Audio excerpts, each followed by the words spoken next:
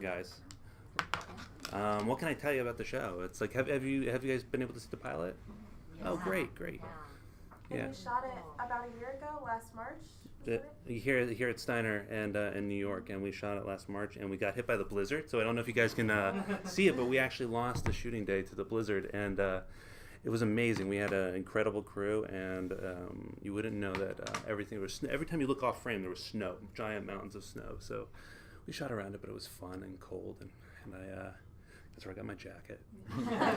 I grew up in Orlando, so and I went to school in California, so my blood is so thin.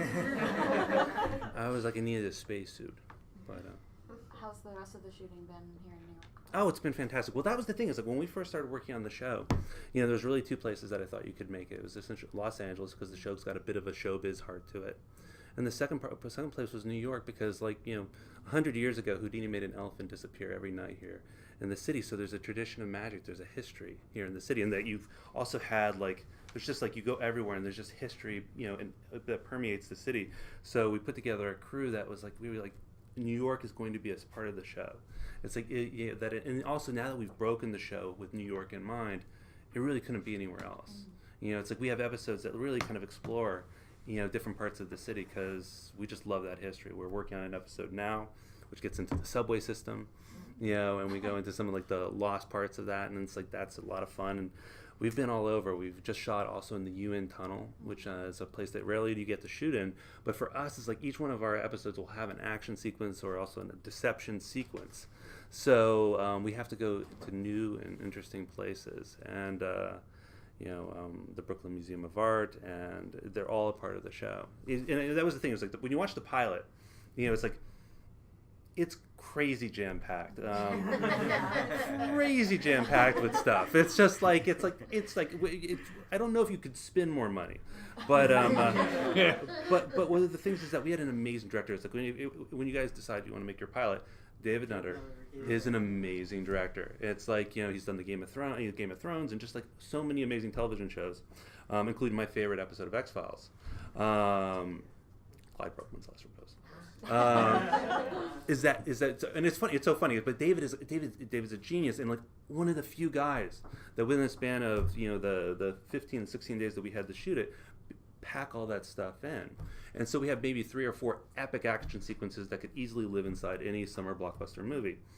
But what happens is that when we got the series is that we still want to do those sequences, but what you need to do is you need to have time for character and story and emotion. And we have these great characters and this amazing cast. So we one of the things is we dial back each episode so we can do 2, kind of amazing, crazy deceptions, some small, some big. But those action sequences are at the heart of the show. Those we call them deceptions, are kind of built into the show. So. I was going to say, the schedule of shooting something like this and the amount of time that you had. My media professor of studies teacher once told me, he goes, movies go like this: boom, boom, boom. With TV, it's boom, boom, boom, boom, boom. Break for lunch. Go, go, go, go, go. Yeah. Talk a little bit about the grind of all this. I mean, it's fun. It's legit. It's what you do, but it's got to take its toll somehow.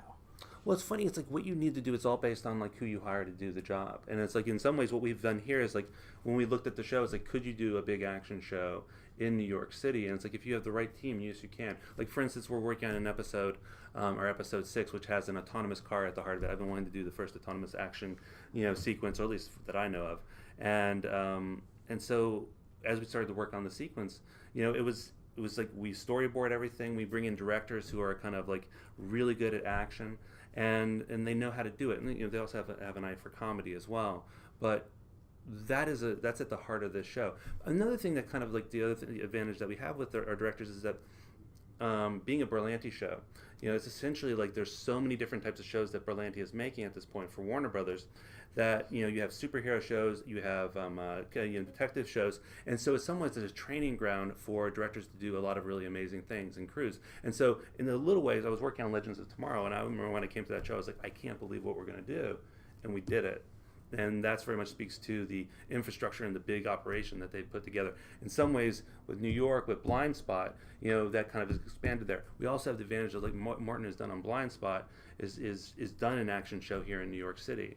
So we learned a lot. He's learned a lot of lessons, and been so nice to help me, learn about those things that you want to know about. But the show has to have action. It has to have that. So in a way, we know that it's going to be a part of it, and we know that we have to be ready for the grind. You mentioned before about going from pilot to series, and we do a lot of reporting where we talk about, okay, a pilot's been picked up for series, but from a personal standpoint, take us into that. What goes on when you get that word, like, okay, your work is paying off, so... What you mean, go inside my head? I mean, I'm an emotional mess. No, it's like, it's crazy because like you work on a show like I sat down almost 2 years ago. Let's see, it would have been the summer, a year and a half. Sat down with Greg to talk about what shows are about different ideas for television shows, and he said, well, I want to do a show about magic. And I was like, I don't know how to do a show about magic. But the more we talked about it, and the kind of the germ of the idea for who Cameron was, and the idea about twins, and I thought about it, and I remember getting this stupid smile on my face in the meeting, and because I was like, one, it's like he had a title, Deception, which is like, I hate titles. I hate coming up with titles. It's like on Chuck, my title was terrible for Chuck. Until Josh was like, oh, thank God, Chuck, that's great. But but he had Deception. I was like, that's a great title. And then I thought, I got a smile on my face, and I started to think about the fact that this is Mission Impossible. Because I love Mission Impossible. I love team shows. I grew up on those team shows, from A-Team to even Magnum P.I. and his crew to Misfits of Science. I'm going to say it, Misfits of Science. Check it out. Nice reference. But it is like, I love team shows. And the more I thought about it, I was like, oh, I want to do a Mission Impossible show. I want to do that. Because there is a procedural element to this television show. It's a magician teams up with the FBI. But it's not every episode's like a murder mystery. Not every episode's us finding out who did something weeks ago. The episodes are about like going out and stopping a crime, going out and tricking a criminal into revealing something they don't want to reveal, and that got me excited because it really was like, and I was like, and I remember we're sitting in the meeting, and I remember turning, I was like, can Cameron have a team? Greg was like, sure, have whatever you want. It's your show. It's like, and I was just like, and that was for me like this big epic moment. So going back to your point, that's so long ago. So I've done, from that first like stupid smile on my face to now, it's like you have to write the script and you have to go through development and all these things, and each one's a challenge. It's a hoop that you jump through, and those hoops, you never know which one's going to be the hoop that kind of chokes you and you don't get to go through it. I don't know why that said choke, but it's like you never know. And so now we're getting to the point where we're heading toward a premiere. ABC has been incredible to us. Warner Brothers has been incredible to us. Been very supportive. It's like they get the fun. It's like we're making this show, and I think that as you watch our episodes, and you've probably gotten a feeling from the cast, is that it's not like anything else out there. It's not trying to be any other cop show, and so now it's like, now for me the challenge is the premiere. It's like is finishing the first 13 episodes, which I'm so proud of, and then the second part of that is getting ready for the premiere, and fingers crossed and all that stuff, and really hoping American Idol is, I can't wait to see it. So we're excited to be paired with American Idol, and it's exciting. But that's where I am now. So that's emotionally. You said you grew up. You love TV shows. What is it about TV shows that you love? What is it? Oh, it's easy. That's family shows. It's like I love shows about family. Like you can start off with like Family Ties or The Cosby Show, or not something about The Cosby Show. But you can talk about family. But like I love shows about families, and I've always found that even team shows. Cheers is a family show, even though they're not all related. So for me, and I have other non-80s references, but I love those 80s. I love them. Silver spoons. Oh, but I do feel like but I do feel like for me, it's like a team show allows you to have adventures and do action stuff and do all that, but you still have at its heart, these are characters who love each other. And like for Cameron and his team, it's a show business team. And and so many, it's like this crew, when you go out there, we spend 14 hours a day with each other. It's like you feel that kind of connection, that relationship, and that becomes familial. And that's this crew. They're a family, and that's the thing I really like to explore, is like what we come back for each episode, no matter what the action sequence is. Something I learned on Chuck. We would do whatever insane thing we came up with. In the end, it was those emotional connections, those big moments, those family moments that people would be talking about the next day, and not the Gravitron. You know, it's like, even though I love that. And one of the best things about Chuck was the ensemble cast. Mm. The fact that you could go to any small group, you go to the store, you go to the spy stuff, and you had an interesting group. Talk to us about building this team for Deception. Mm-hmm. And I mean, you've got people like Vinnie Jones. It's like Is it crazy? Yeah. Well, Vinny was on Chuck. It's like funny. I was just talking on the drive in today. Yeah. Vinny did an episode of Chuck, and usually you'd watch an episode and like we had really great actors, and they'd come in and they'd be fun, and we'd have villains come in. Vinny was one of the few villains where I was like, I think someone's going to get actually hurt. You know? He was so dangerous. And it was something that always stayed with me. He's But a juggernaut. He's a juggernaut. Yeah. But I like mashups. You know, it's like I like actually smushing things together. And so when I came to this show, the idea of taking a little bit of showbiz and a little bit of FBI, a little bit of the 24 action, but you also have this kind of really fun entertainer. And it's like he's not going to be the guy who has a gun who's going to shoot his way through the action. It's like Cameron has his own specific skills that allow him to do what he does to solve these cases and thwart criminals and do all that fun stuff. But so I love those worlds. So it's like for here we have the Archive of Illusion, and so if you guys have seen the set, it's an amazing set. It's beautiful. And then we have the FBI, and we have our cases, and watching those worlds interact and intersect is the fun of the show. It was one of the things I really love about the show. And then the other part of it is you need the cast. On Chuck, starting with Zach Levi and Yvonne, it's like you start that show, it's like it's a very specific tone. It's a very specific kind of like comedy and action put together. This was a similar situation where it's like to hit this tone, you need a very specific group of people, and it started with Jack because like as we were auditioning pretty much everybody in town, it was one of those things where you're like, oh man, maybe I don't know how to write, because it's like sometimes it'd be too serious and sometimes it would be too jokey, and just like it was it was tough. But Jack comes in. I don't know Jack. I've never seen. I had not seen Cooper Barrett, and it's like I'm like, okay, here we go. And like the focus and intensity in the moment too was like, this guy's a little intense, and I didn't know he was the charming, nicest person in the world. He just comes in and he's focused, and then he just blew Martin and I away. He blew me away. And it's like and I always know when I'm in a really good audition because the actor walks out and the door closes and I stand up. Like my body is like taking over. My body's stopping me. And then I'm just like going around, just going like, yeah.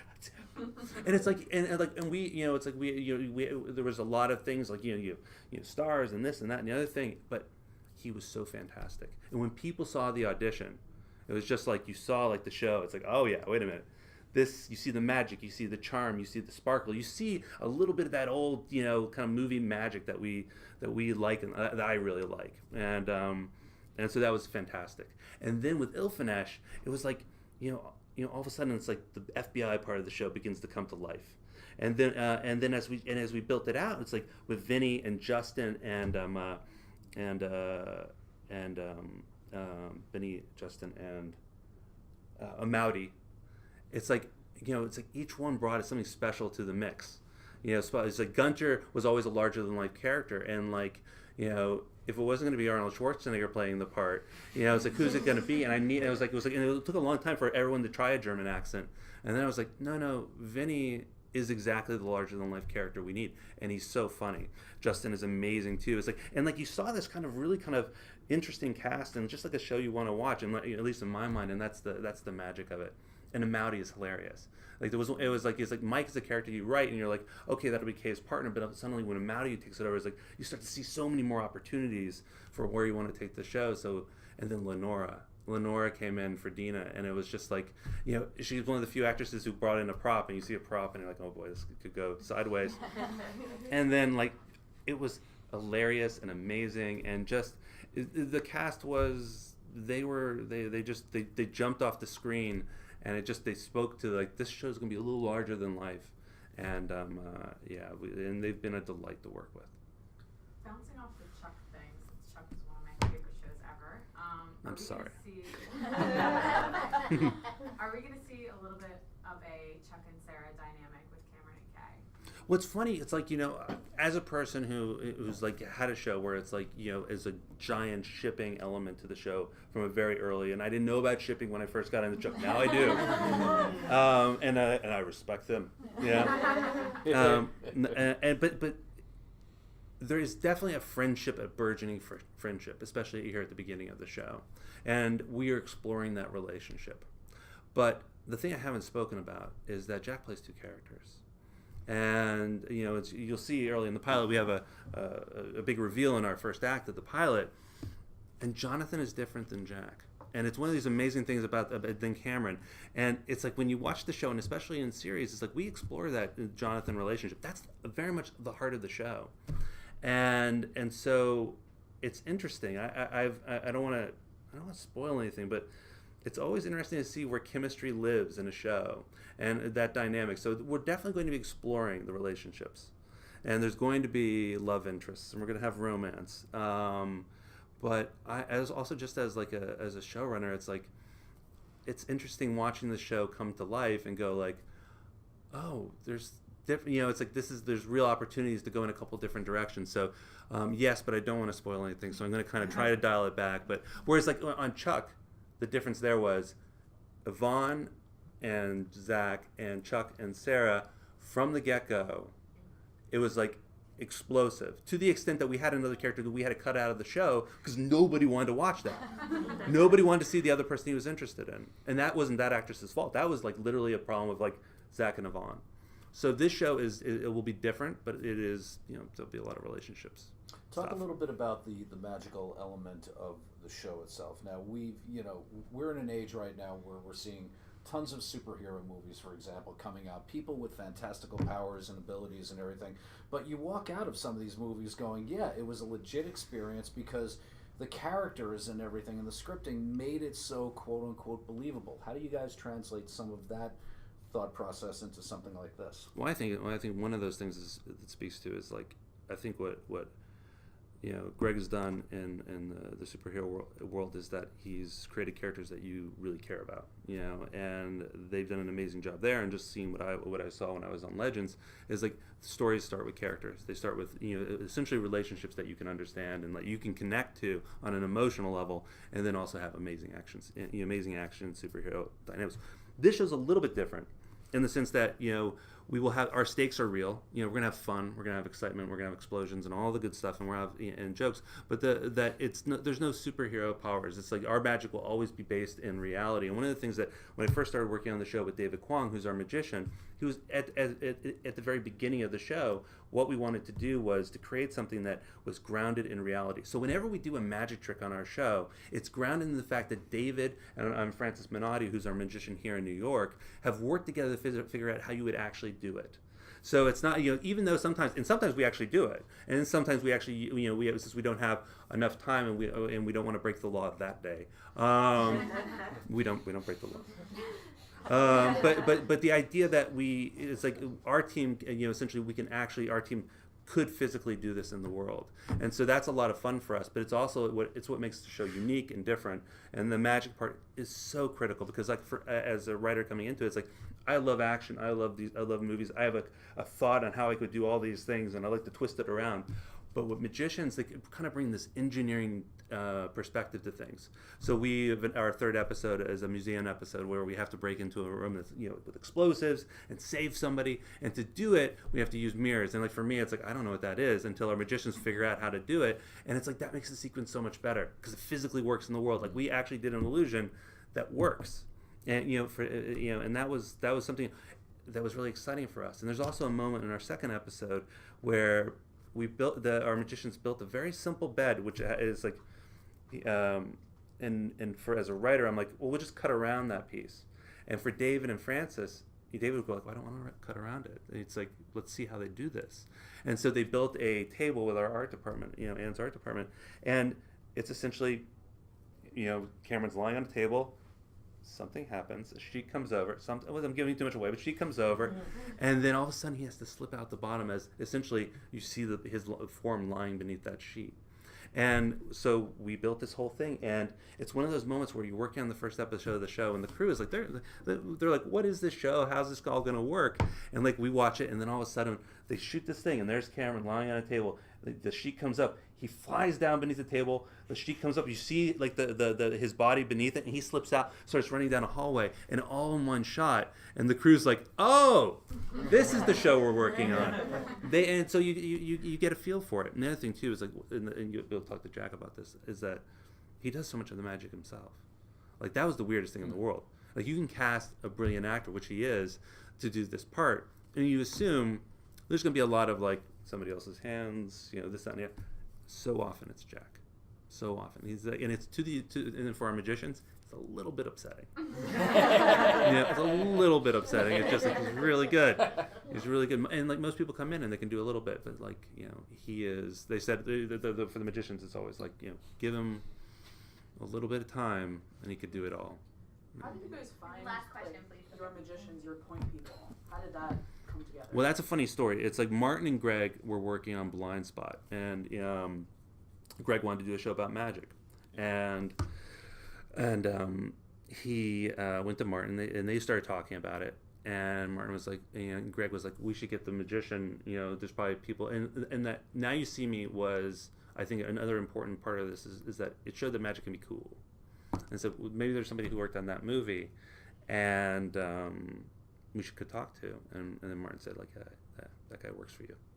Because David also did, the puzzles on Blindspot. So many of the puzzles that you find on that show, were actually created by David. So David not only is a magician, but he's also he creates puzzles. And so, from early on, it's like they started talking to David. And then I came to the project and started building out the story. And so for a lot of it was me and David sitting in a room, not only talking about like, the character of Cameron and what it means to be a magician and magic teams and all that stuff, which was like, for me, a big learning curve of, and also watching YouTube videos with David, which is like, it's like watching other magicians and having a magician next to you going, how do you do that? And sometimes I don't think he tells me the whole thing. That's how David came to the project, and he was there in the room when we sold the show to ABC. He would do magic, so if you ever want to pitch a show, magic actually is great. Puts everybody in a great mood, and so David had Francis, who was Francis Minotti, who is a magician here on the East Coast, and Francis has been a great part of like building everything on set, being there, working with our art department to kind of make everything real and credible, and they are critical to the show, and they're also critical for me because they are also the protectors of magic. So there'll be times where like there'll be a word or something or this, that, or the other thing, and it's like, because the last thing we want to do is mess with any magician out there who's got a trick.